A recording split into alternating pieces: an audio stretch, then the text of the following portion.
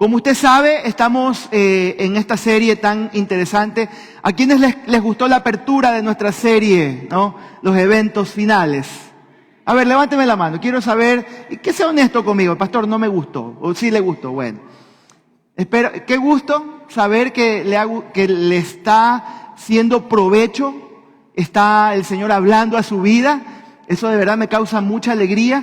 Y creo que es el alimento de cualquier predicador o de cualquier pastor, saber que está comunicándose bien el mensaje, y no solamente comunicándose bien, sino que es alimento a nuestra vida y está transformando nuestras vidas. Entonces, siempre me gusta esto, ¿no? Que la gente sea honesta conmigo y me diga, pastor, algo le falta o algo tienes que hacer o le faltó algo de sazón ahí al caldo. Entonces, con toda confianza puede decírmelo, no tengo ningún problema. Estamos en los eventos finales, como les dije, y la semana pasada estuvimos pues poniendo una cama, un colchón, se podría decir, o una base, para todo lo que vamos a hablar durante las próximas semanas, ¿no? Y interesante que el libro de Apocalipsis, capítulo 1, nos dio pues un llamado de paz, un llamado de seguridad a nuestras vidas, ¿no? Interesante lo que el Señor le dice a Juan, y cómo el Señor lo guía a Juan a escuchar primero la palabra del Señor, lo que el Señor le estaba diciendo, y le dice, toma apunte. Y el Señor literalmente le empieza a dictar lo que tenía que decirle, ¿no? Con respecto a las cosas finales, ¿no? No vamos a ir en una serie con el Apocalipsis, por si acaso, ¿no? Tal vez usted tiene la idea, el pastor va a ir en una serie de Apocalipsis. No. Estoy tomando varios textos bíblicos referentes a la escatología. ¿Usted recuerda qué era la escatología? Lo dije la semana pasada. ¿El estudio de qué?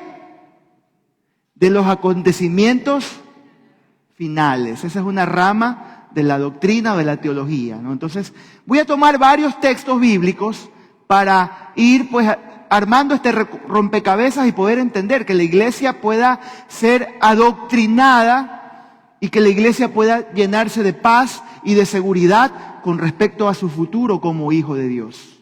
Amén. Entonces esta mañana vamos a estar en Primera de Tesalonicenses, capítulo 4, del 13 al 18, y vamos a leer este texto bíblico. Por favor, va a salir en pantallas. Si usted tiene su Biblia o tiene otra versión, pues es un buen momento para que la saque y pueda ir comparando. Pero quiero que me preste mucha atención, porque lo que voy a explicar hoy es muy interesante, muy importante, pero tenemos que aprenderlo bien, entenderlo correctamente, ¿no? Dice así la palabra de Dios: hermanos, no queremos que ustedes se queden sin saber lo que pasará con los que ya han muerto. La Reina Valera dice, con los que duermen. Y ya voy a explicar qué significa esto, ¿no? Ni que se pongan tristes, como los que no tienen esperanza. Así como creemos que Jesús murió y resucitó, así también Dios levantará con Jesús a los que murieron con Él. Interesante, ¿no? Versículo 15. Les decimos esto como una enseñanza del Señor. Nosotros los que vivimos, tóquese su cuerpo, ¿vive o no vive? ¿Está vivo o está muerto? ¿Está vivo? Solo por duda. ¿Está vivo o no está vivo? Estamos vivos, ¿no? Nosotros los que vivimos, los que habremos quedado hasta que el Señor venga, no nos adelantaremos a los que murieron, ¿no? Sino que el Señor mismo descenderá del cielo con voz de mando, con voz de arcángel y con trompeta de Dios, y los muertos en Cristo resucitarán primero. Luego nosotros, los que aún vivamos y hayamos quedado, seremos ¿qué cosa? ¿Cómo dice la palabra? Dígalo alto, 1, 2, 3. Arrebatados juntamente con ellos en las nubes, para recibir en el aire al Señor. Y así estaremos con el Señor siempre. Y el versículo 18, ¿qué dice?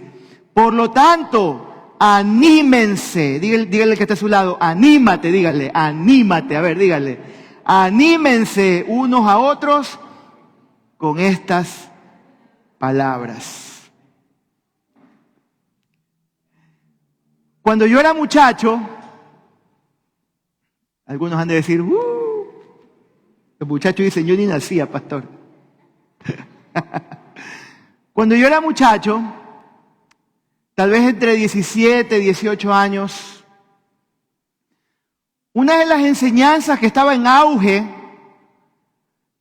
en ese tiempo, o por decir moda, no sé si decir moda, una palabra que a veces no debemos usar con respecto a las cosas cristianas, pero que estaba en auge, que siempre se usaba, era justamente esto, la segunda venida del Señor.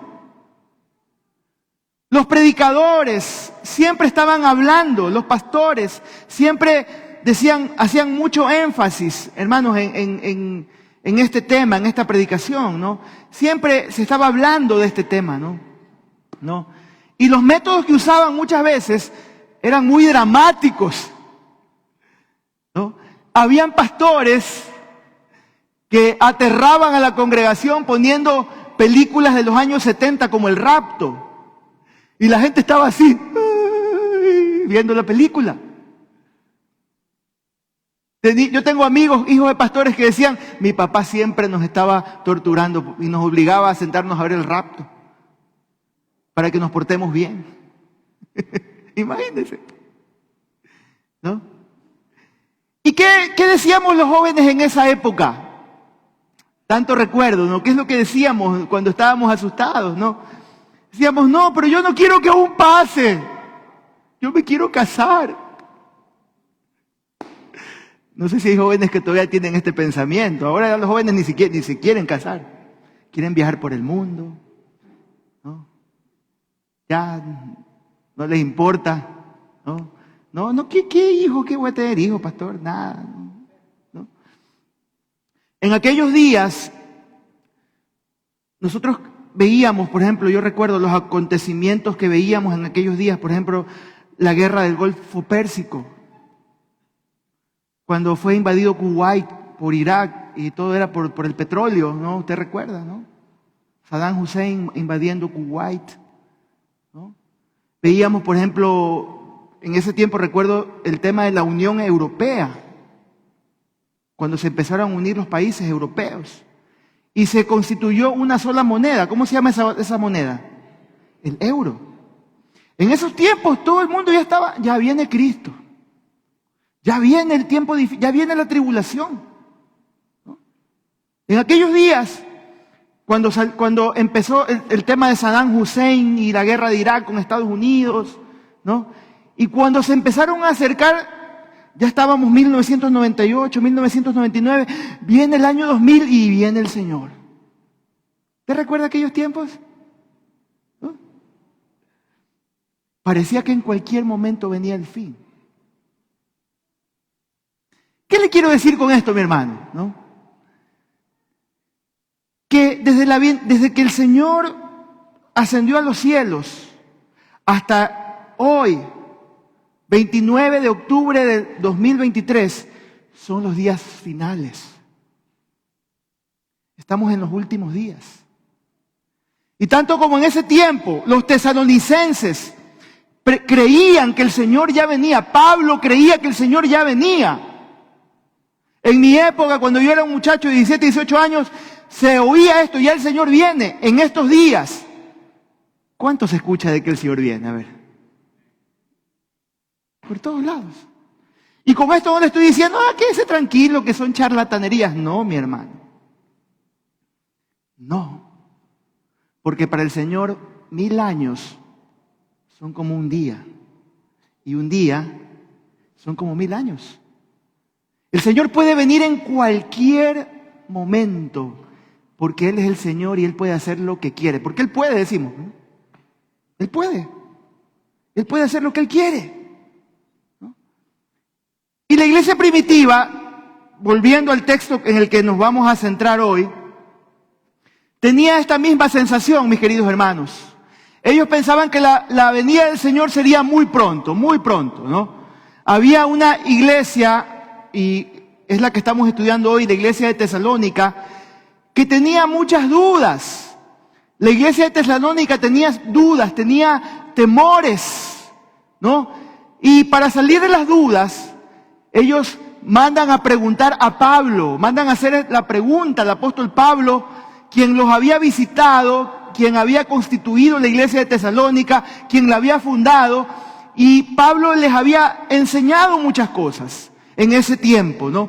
Les había enseñado sobre la venida del Señor, ¿no? Pero yo no sé si alguna vez a usted le ha pasado, ¿no? No sé si a mí me ha pasado muchas veces, y ahora que estoy en la maestría me pasa a veces, que a usted le están enseñando algo y usted se confunde más. ¿Le ha pasado? A mí me pasa, hermano.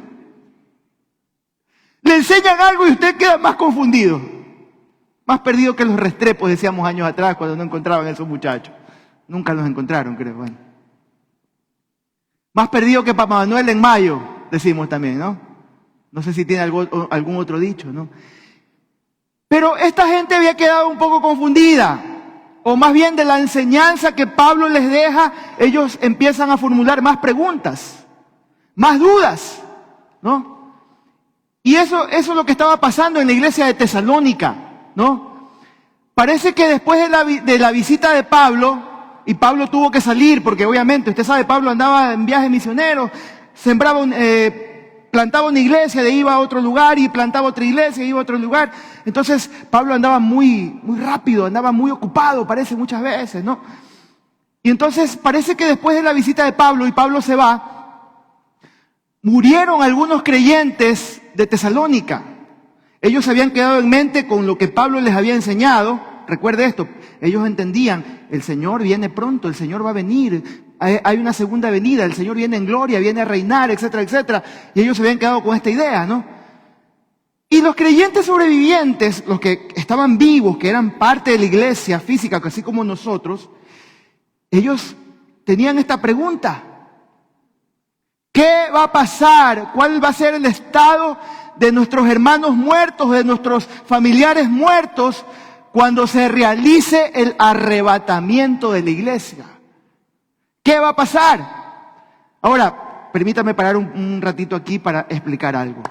Pastor, ¿qué es el arrebatamiento? Eso es nuevo para mí. ¿Qué significa esa palabra, pastor? Se lo voy a explicar brevemente, pero en el transcurso del mensaje usted lo va a entender mejor. Amén. Arrebatamiento se conoce como el rapto al momento en el cual, ¿qué va a hacer Dios? Levantará a su iglesia y la sacará de la tierra. Eso es el arrebatamiento, mis hermanos. Va a llegar un momento en el que va a pasar exactamente eso con la iglesia de Cristo. Vamos a ser arrebatados o raptados, no sé cómo usted quiera llamarle, y vamos a ser llevados a los cielos o al aire para estar para siempre con el Señor, ¿no? Hasta ahí voy a dejar esta verdad porque la voy a ir enseñando en el camino, ¿no? Pablo había enseñado a los tesalonicenses acerca de la resurrección cuando él estuvo ahí visitándoles, de modo que es más seguro que estas personas que creían en la resurrección, en el arrebatamiento de la iglesia, estaban convencidos de esta verdad, pero algunos detalles no estaban claros en su mente. ¿Qué va a pasar con los que se están muriendo, Pablo? ¿Qué va a pasar con la gente que ha muerto? ¿No? Y de esa enseñanza vinieron, obviamente, más preguntas, ¿no? Sabían la enseñanza a medias, ¿no? Y Pablo, ¿qué hace con este texto bíblico? Se propone completar lo que faltaba en la fe de ellos. Completa la enseñanza a través de esta carta que les manda. Les enseña claramente cómo serán las cosas. Versículo 13, mis hermanos. ¿Cuál era el temor de nuestros hermanos de Tesalónica? ¿Cuál era el temor de ellos? Versículo 13 dice: hermanos, no queremos que ustedes se queden sin saber qué pasará con los que han muerto, ni que se pongan tristes como los que no tienen esperanza, ¿no? Los tesalonicenses estaban tristes y tenían dudas. ¿Por qué? Porque ellos no entendían, como lo acabo de decir, ¿no? ¿Qué va a pasar con mi familiar muerto? Está bien, murió en Cristo, era creyente, pero ¿qué va a pasar con él? ¿Lo volveré a ver? ¿qué va a pasar con esta persona? Y el apóstol deseaba evitar, ¿qué cosa? Que los cristianos estén tristes, que los tesalonicenses se entristecieran. Y por eso es que le dice, como los otros que no tienen esperanza. Ahora quiero explicar claramente aquí algo. Pablo no está siendo insensible y no les está diciendo a los hermanos de Tesalónica que no podían, que tenían que reprimir su tristeza. Él no estaba diciendo eso. Él no estaba diciendo, no tienes por qué estar triste cuando muere un ser querido. Ese no es el espíritu de esta enseñanza, hermanos. De hecho, déjeme decirle que hay un valor tan grande y terapéutico cuando nosotros estamos pasando por un luto, por un duelo, porque es la manera en la que el Señor va a ir sanando nuestro corazón, ¿no? Es saludable expresar la tristeza causada por la muerte. No tiene nada de malo. La Biblia dice hay tiempo para todo, hay tiempo para estar de luto.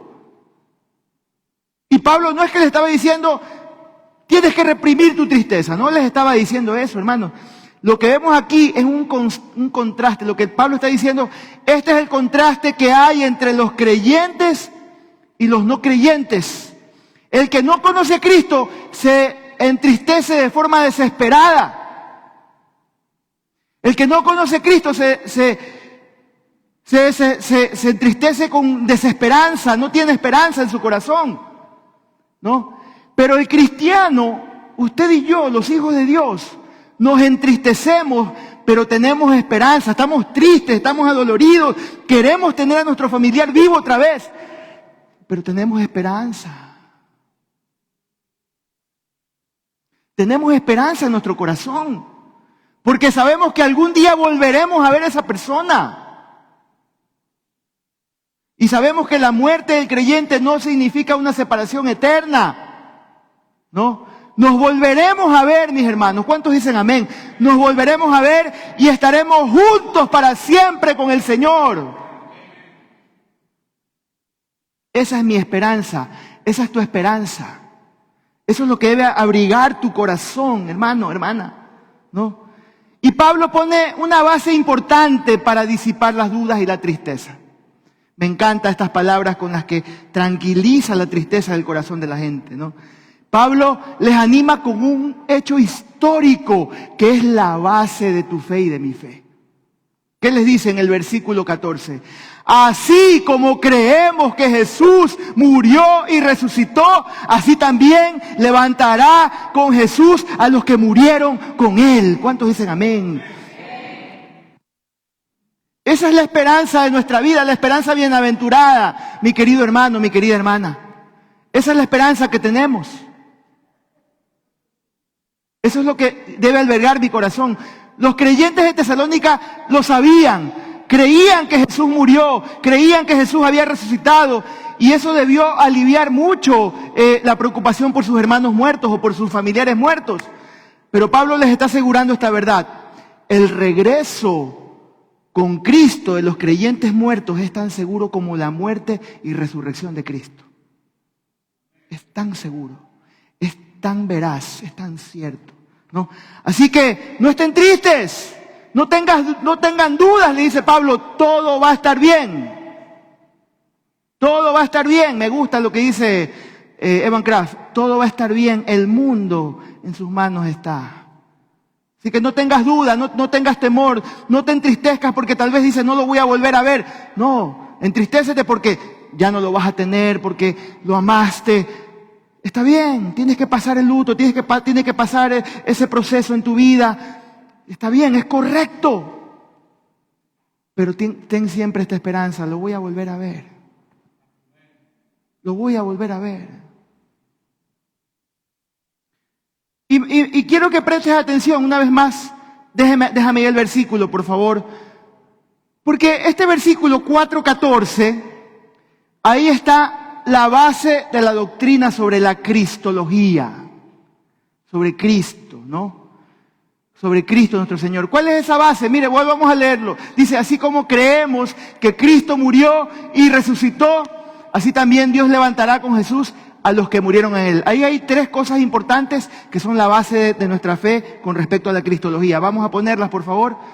¿Cuál es esa base en nuestra fe? Dígalo conmigo. 1, 2 y 3.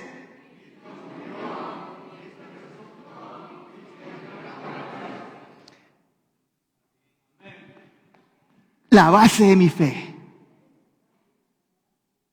Cristo murió. ¿Por qué murió? Por mis pecados, por mi maldad. Cristo resucitó. Y si Él resucitó, yo también voy a resucitar. Y Cristo vendrá otra vez. Lo estoy esperando porque voy a reinar para siempre con Él. La base de tu fe, la base de mi fe, mi hermano, mi hermana.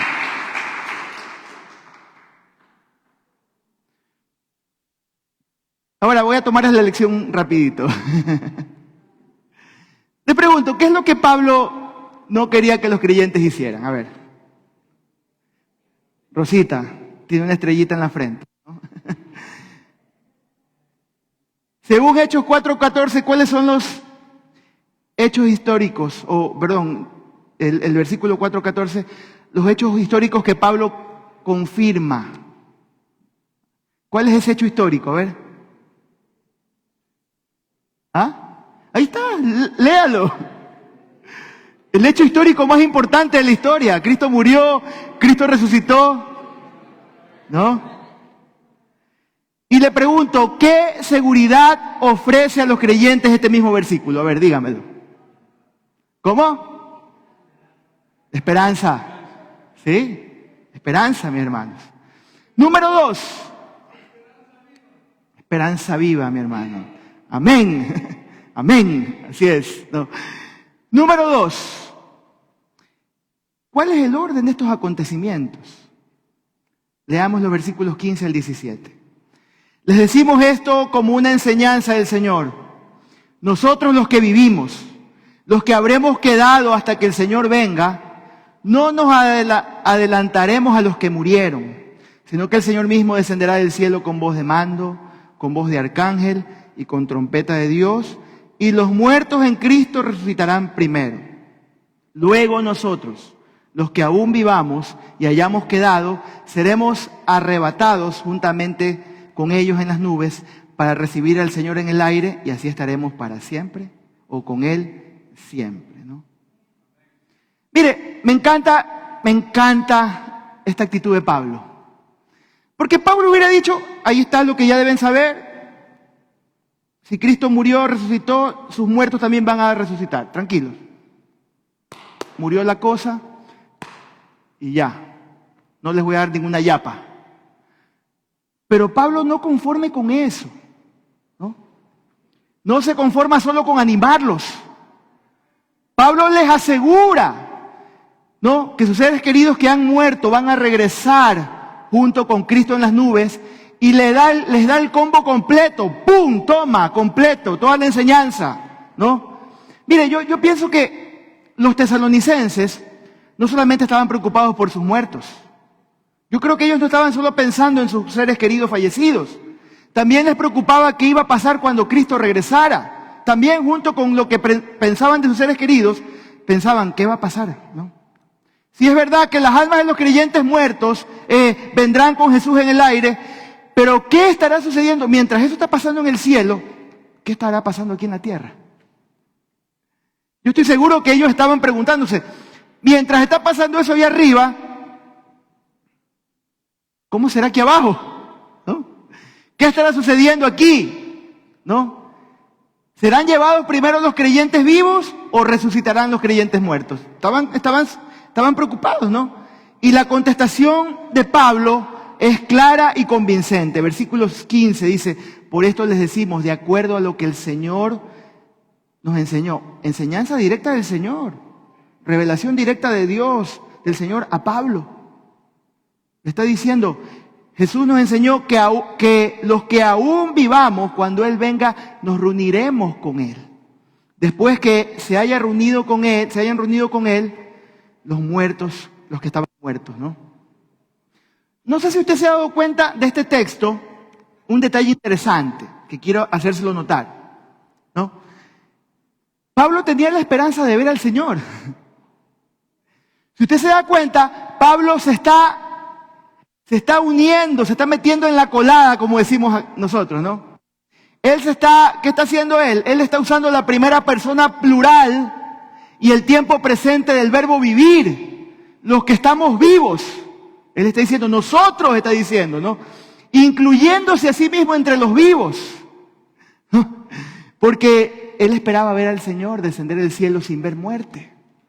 Pablo anhelaba eso y creía y tenía esa convicción en su vida, ¿no?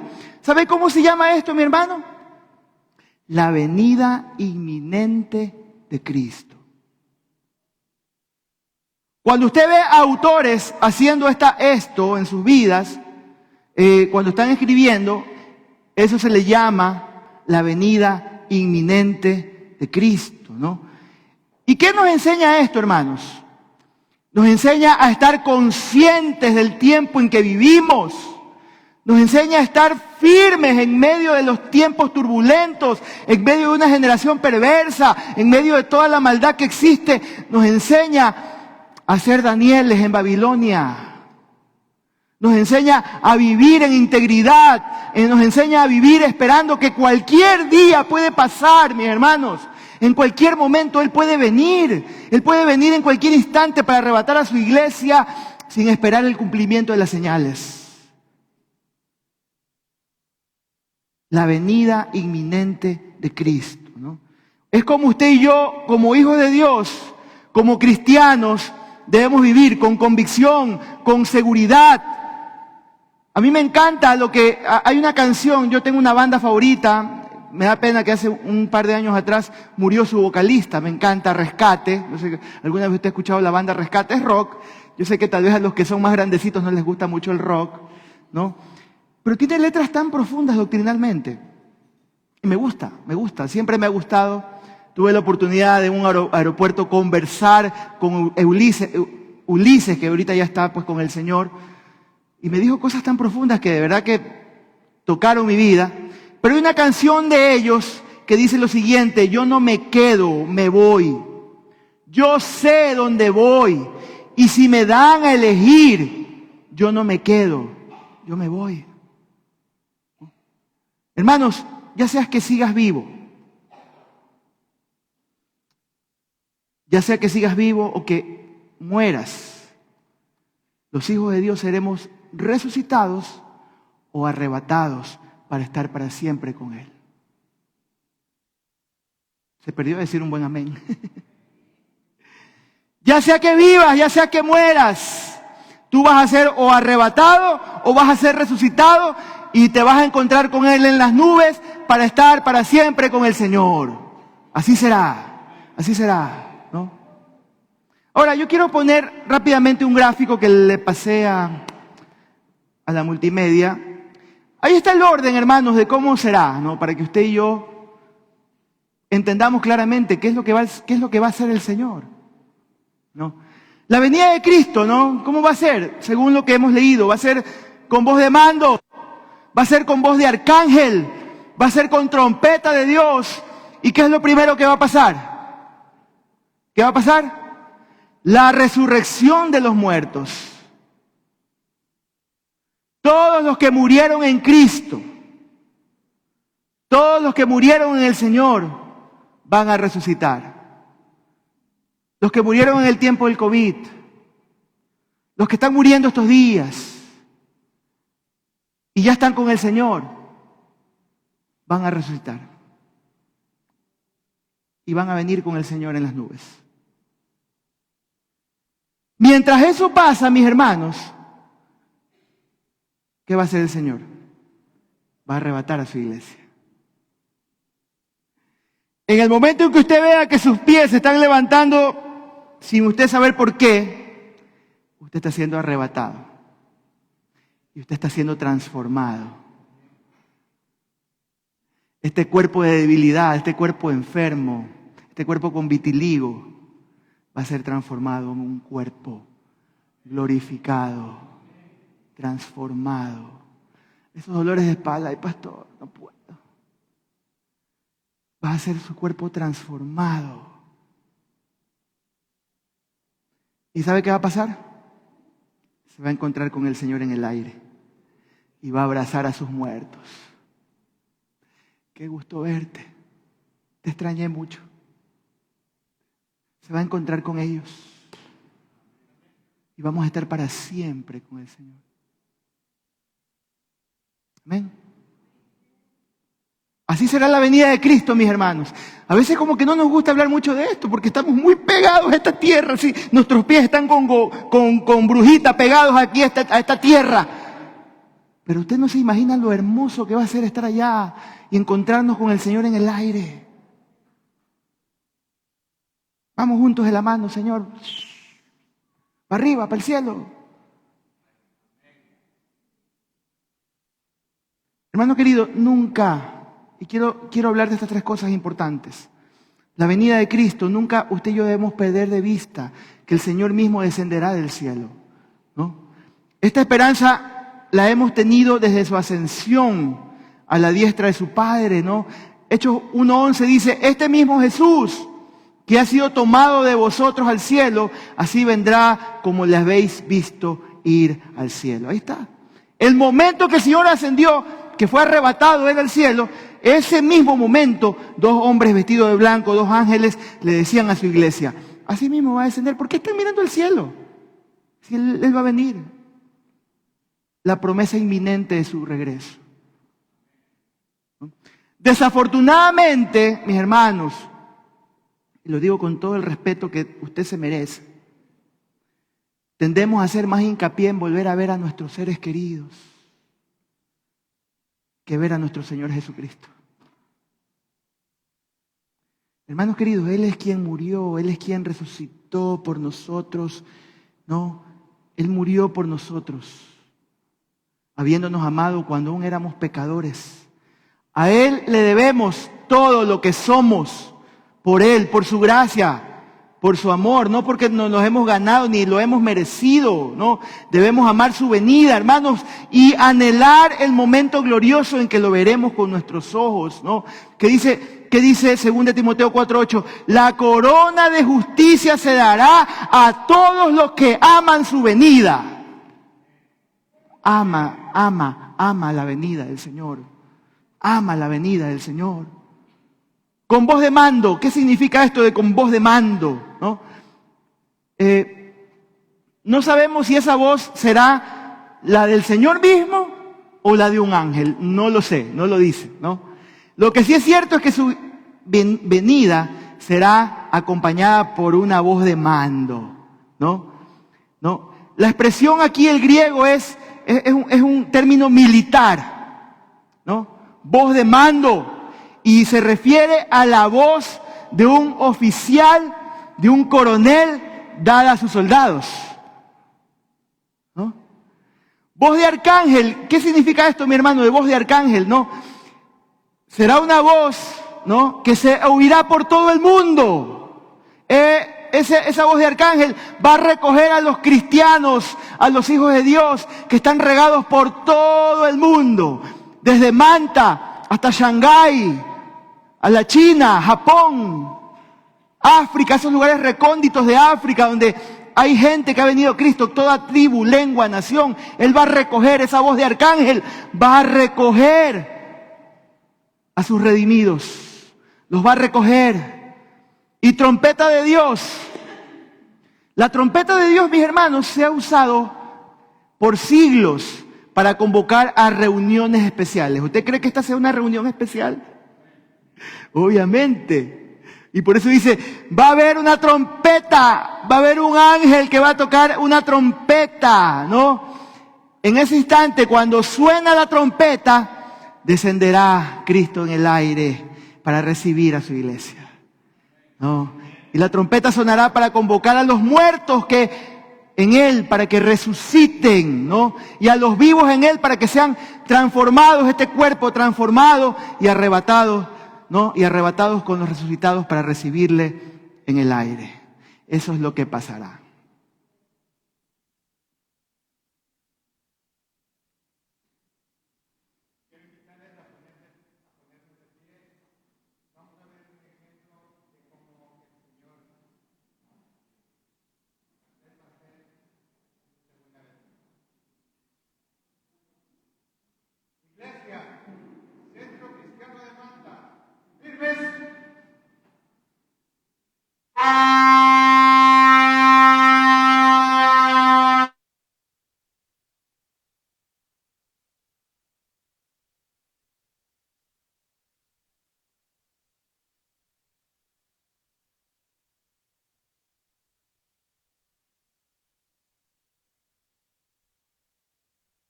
Ya sentía que me estaba elevando, hermano.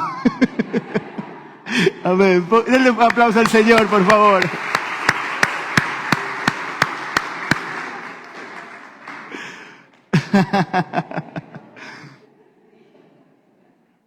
Hermanos queridos, estas tres cosas, voz de mando, voz de arcángel y la trompeta de Dios, tienen un mismo propósito. ¿Cuál es ese? Anunciar la venida de Cristo en el aire y convocar a su iglesia para reunirse con Él en el aire, ¿no? Nos preguntamos, ¿cómo será la resurrección de los muertos? ¿Cómo será la resurrección de los muertos, pastor? ¿No? Inmediatamente, hermanos, después del anuncio del descenso de Cristo en el aire, dice el texto, los muertos en Cristo resucitarán primero. Sus cuerpos se unirán con sus almas y este acontecimiento será antes del arrebatamiento de los vivos. Pastor, ¿cómo será el cuerpo de los resucitados? ¿Cómo será el cuerpo de nosotros y los que van a ser resucitados, pastor? Primera de Corintios 15, le pido que en algún momento lo lea en su casa. No lo vamos a leer porque tiene 58 versículos, imagínense, pero es un texto que se dedica a hablar sobre la resurrección de los muertos. Léalo, va a ser un complemento a esta prédica, ¿no? Pero Primera de Corintios 15 da más detalles acerca del cuerpo resucitado. ¿Sabe qué dice? Será un cuerpo incorruptible. Será un cuerpo inmortal. Será un cuerpo glorioso y será un cuerpo poderoso. Ese es el cuerpo que usted va a tener. Un cuerpo glorificado. Y miren lo que dice Filipenses 3, 20, 21. Mas nuestra ciudadanía está en los cielos, de donde también esperamos al Salvador, al Señor Jesucristo. Mire, escuche, el cual transformará el cuerpo de la humillación nuestra, de enfermedad, de pecado, de todas las situaciones que vivimos, para que sea semejante al cuerpo de la gloria suya. Vamos a tener un cuerpo semejante al Cristo resucitado. ¿Qué le parece? Su estuche va a ser como el estuche o el cuerpo de nuestro Señor, pero cuando ya está resucitado, que se podía presentar a sus discípulos cuando Él quería, moverse como Él quería, un cuerpo de gloria, ¿no? Dice, por el poder con el cual puede también sujetar a sí mismo todas las cosas, ¿no? Así será nuestro cuerpo, ¿no? El arrebatamiento de la iglesia, quiero decir un par de cosas aquí importantes, ¿no? Inmediatamente después de la resurrección de los muertos en Cristo, los que hayamos quedado vivos, seremos arrebatados juntamente con ellos en las nubes para recibir al Señor, ¿no? Seremos arrebatados con Él, ¿no? Que indican, ¿sabe qué indica esto, mis hermanos? Que ambos eventos serán en un parpadeo. ¿Usted se da cuenta cuando parpadea? El parpadeo es algo tan espontáneo en nuestra vida. Y déjeme decirle que así, como cuando usted parpadea, estaremos allá arriba. En un abrir y cerrar de ojos. Ni te vas a dar cuenta, ni los que están a tu lado que no tienen a Cristo se van a dar cuenta cuando... ¿Y dónde se fue este man? Y usted se pregunta, ¿y los que se quedan? ¿Qué va a pasar con los que se quedan? Nos vemos la próxima semana por este canal y a la misma hora. No puedo seguir.